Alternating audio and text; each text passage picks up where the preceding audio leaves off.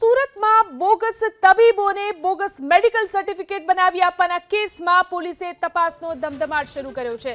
ત્યારે પોલીસની તપાસમાં વધુ 4 ભોગ બનનારા બહાર આવ્યા છે। આરોપીઓ વિરુદ્ધ હવે વધુ ગુના નોંધવાની શક્યતા છે। પોલીસે ઝડપાયેલા આરોપીઓના બેંક ખાતાની પણ તપાસ શરૂ કરી છે। સાથે જ નકલી ડિગ્રી ધારકોની પણ પોલીસે શોધખોળ શરૂ કરી છે। આગામી દિવસોમાં પાંડેસરા પોલીસની તપાસમાં મોટા ખુલાસા થાય તેવી શક્યતા છે।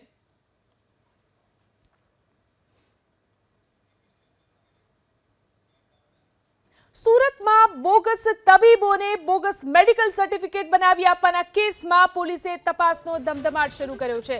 ત્યારે પોલીસની તપાસમાં વધુ 4 ભોગ બનનારા બહાર આવ્યા છે। આરોપીઓ વિરુદ્ધ હવે વધુ ગુના નોંધવાની શક્યતા છે। પોલીસે ઝડપાયેલા આરોપીઓના બેંક ખાતાની પણ તપાસ શરૂ કરી છે।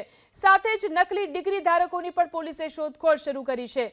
આગામી દિવસોમાં પાંડેસરા પોલીસની તપાસમાં મોટા ખુલાસા થાય તેવી શક્યતા છે।